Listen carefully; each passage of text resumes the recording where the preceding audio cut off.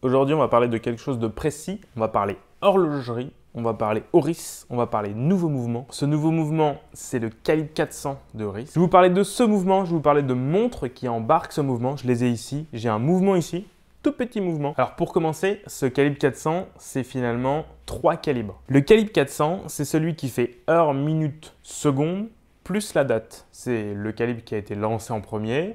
C'est donc un calibre de manufacture qui a été fabriqué par Oris. Et ce calibre 400, il a été mis dans une Oris Aquis, qui est la best-seller de la marque Oris. Ensuite, il y a eu plusieurs calibres. Le calibre 401, lui, c'est heure, minute avec une petite seconde. Donc, il a été sorti dans la Karl Bracher en bronze que j'ai ici et que je vais pouvoir vous montrer.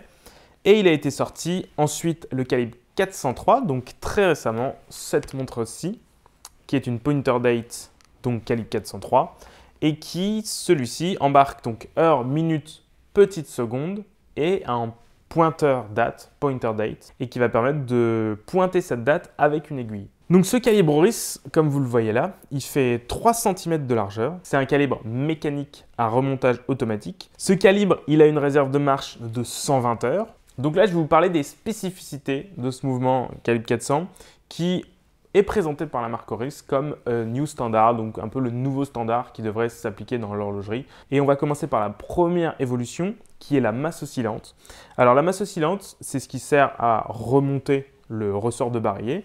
Ça permet en fait d'avoir une montre qui n'a pas besoin d'être remontée manuellement. Donc cette masse oscillante, elle recharge les ressorts de barillet qui vont ensuite alimenter le reste du mouvement pour donner l'heure. Pour ce qui est de cette masse oscillante, donc ils ne l'ont pas attachée avec des roulements à billes au mouvement comme ça se fait classiquement, puisqu'ils se sont rendus compte qu'en fait le roulement à billes était une partie qui était extrêmement fragile et qui engageait au final des services après-vente. Donc ils ont inventé une nouvelle technique. Cette masse oscillante, elle est montée sur une glissière dans laquelle un goujon métallique glisse en fait dans une gaine lubrifiée. Le deuxième point qui ne se voit pas sur ce mouvement, mais qui va se ressentir au fil du temps, c'est qu'il y a une résistance antimagnétique améliorée sur ce mouvement. Le magnétisme pour un mouvement, c'est vraiment un fléau. La roue d'échappement et l'encre sont en silicium. Et donc ce silicium, il permet d'améliorer l'antimagnétisme du mouvement au cours de son utilisation. Même si ce mouvement est soumis à une certaine forme de magnétisme et un certain champ magnétique, il ne déviera pas énormément, donc c'est plutôt une très bonne chose pour la longévité de ce mouvement. C'est une très bonne chose pour la longévité, mais aussi pour la précision. Comme vous le savez peut-être, en Suisse, il y a un organisme indépendant qui s'appelle le COSC, le contrôle officiel suisse des chronomètres. Pour avoir cette certification, il faut payer le COSC. Le COSC va donc prendre le mouvement, va faire des vérifications, des tests dessus dans différentes positions pendant plusieurs jours, etc. Et si ce mouvement ne perd pas plus de 4 secondes par jour ou ne gagne pas plus de 6 secondes par jour, on peut considérer que ce mouvement est un chronomètre. Mais le problème, c'est que ce COSC, c'est payant. Et le problème, c'est que quand c'est payant, ça doit être forcément répercuté sur le client final. Donc, c'est nous qui le payons quand on achète une montre. Sauf que Oris, eux, voulaient garder un prix relativement contenu pour ce mouvement. Et donc, ils se sont dit, nous, on a un mouvement qui est plus fiable que ce que le COSC demande. Donc, on ne va pas le faire. Et ce mouvement-là est meilleur que les recommandations du COSC. C'est-à-dire que ce mouvement ne perdra pas moins de 3 secondes et ne prendra pas plus de 5 secondes par jour, donc ce qui est meilleur que le COSC, moins 4 plus 6. Il y a aussi une réserve de marche de 120 heures. Alors vous allez me dire fiabilité, réserve de marche, c'est pas vraiment la même chose. La réserve de marche, en fait, c'est le temps que la montre va pouvoir rester en fonctionnement sans bouger après avoir été remontée au maximum. Ces 5 jours, la montre les tient grâce à ces 2 barillet. Donc il y a 2 organes qui permettent d'apporter de l'énergie à la montre. Ça apporte donc une énergie constante et donc c'est ce qui permet d'avoir une précision constante sur les 5 jours. C'est un mouvement qui est garanti 10 ans. Donc s'il y a un problème, vous êtes sûr que ce mouvement il sera repris par Oris, il sera réparé et terminé bonsoir. Alors maintenant, je vais vous parler des différentes montres qui embarquent ce calibre. Je vais commencer par la Aquis, pas Akis. Aquis. Donc là, je l'ai en version noire, mais elle existe dans différentes couleurs. C'est une montre de 41,5 mm, relativement bien faite, parce que les cornes sont relativement courtes. Elle tombe assez rapidement, et donc ça permet d'avoir Bah, une dimension qui est franchement assez raisonnable. Moi, j'ai un poignet de 17,5 et franchement, ça se porte très très bien. On est sur un verre saphir bombé, mais très légèrement bombé. Vraiment, c'est une montre de plongée puisqu'il y a une couronne vissée. La couronne est quand même relativement bien protégée sur le boîtier. La trotteuse et les index et les aiguilles sont traités au Super Luminova. Donc, on a le guichet date à 6 heures, le fond de boîte et quant à lui ajouré pour laisser apparaître le calibre 400. Ce que j'adore sur cette montre, c'est qu'il y a un bracelet interchangeable. Alors pour changer le bracelet, c'est vraiment incroyablement simple. Et vous pouvez passer d'un bracelet acier à un bracelet caoutchouc vraiment en quelques secondes. C'est une super montre. ASMR. On passe à la deuxième, à la Karl Bracher. Alors Karl Bracher, je vous mets les liens en description. Vraiment, c'est une montre hommage à quelqu'un d'exceptionnel. Je vous en dis pas plus, vraiment, allez voir son profil. J'ai fait tout un article sur cette montre. C'est un très très bel hommage pour quelqu'un d'exceptionnel. On va rester sur la montre. C'est une montre en bronze. Donc ça veut dire que la montre, vous allez la voir, elle va être toute belle, toute brillante. Et puis au final, le bronze, il va commencer à s'oxyder au bout de quelques jours. Et puis quand vous allez continuer à la porter, ça va s'oxyder.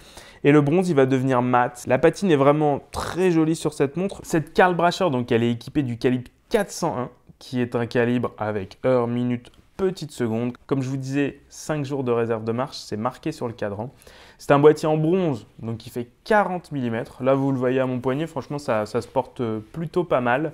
C'est un verre toujours saphir, traité anti-reflet à l'intérieur. Le verre est vraiment plus bombé que sur la Aquis. Le cadran est vraiment superbe. Il est bleu marine comme le bracelet, avec juste des petits index dorés posé sur le cadran avec le Super Luminova qui n'est pas blanc mais qui est crème. Celle-ci fait partie de ma collection perso, donc vraiment c'est une montre que j'adore, que je porte très souvent. C'est un bracelet Ericas original Marine Nationale, donc c'est un bracelet qui est en gros une réplique des bracelets de la Marine Nationale française. Il y a une marque qui s'appelle Ericas original qui a repris ces bracelets et qui a gardé le petit logo avec l'encre MN Marine Nationale.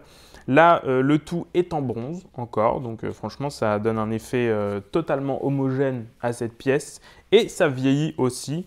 Bon, le côté élastique est génial. Franchement, vous commencez à porter ce genre de bracelet, c'est top. C'est une montre qui a été produite à 2000 exemplaires et c'est une montre qui coûte 3700 €. Enfin, la petite dernière sortie récemment, juste il y a quelques jours, je crois que c'était il y a 1 ou 2 jours, au moment où je tourne cette vidéo bien sûr. C'est la Oris Big Crown Pointer Date, calibre 403. La Big Crown, elle a été lancée en 1938 par Oris et elle n'a pas été arrêtée depuis. Donc ça fait 80 ans que Oris fabrique des Big Crown. C'est une montre de 38 mm, donc qui embarque le calibre 403. C'est une montre en acier, on voit qu'il y a plusieurs finitions mais qu'elle est finalement principalement brillante. Donc sur les 38 mm, on a un verre saphir bombé sur les deux faces avec un traitement anti-reflet, de toute façon comme les autres. On a un fond de boîte qui est en acier mais qui est aussi ajouré pour laisser passer le calibre 400. On voit que contrairement aux autres, ce calibre 400 est relativement oversize par rapport à la taille de la montre, puisque la montre fait 38 mm alors que le calibre 400 fait 30 mm, contrairement aux autres montres qui faisaient plus dans les 40-42 mm. Et cette montre vient de sortir à 2900 €. Donc autant les deux autres étaient plus chers, on a vraiment réduit complètement le prix. Pour ce type de montre, cette qualité, Oris est connu pour être un rapport qualité-prix excellent, mais pour aussi avoir une fiabilité excellente. J'ai fait pas mal le tour des horlogers, un peu de partout, et en off, tous les horlogers me disent qu'Oris est une marque très fiable. Quand on achète une Oris, on sait qu'on n'a vraiment pas de problème avec sa montre, et ça c'est plutôt cool de se dire ça. C'est un horloger aussi indépendant.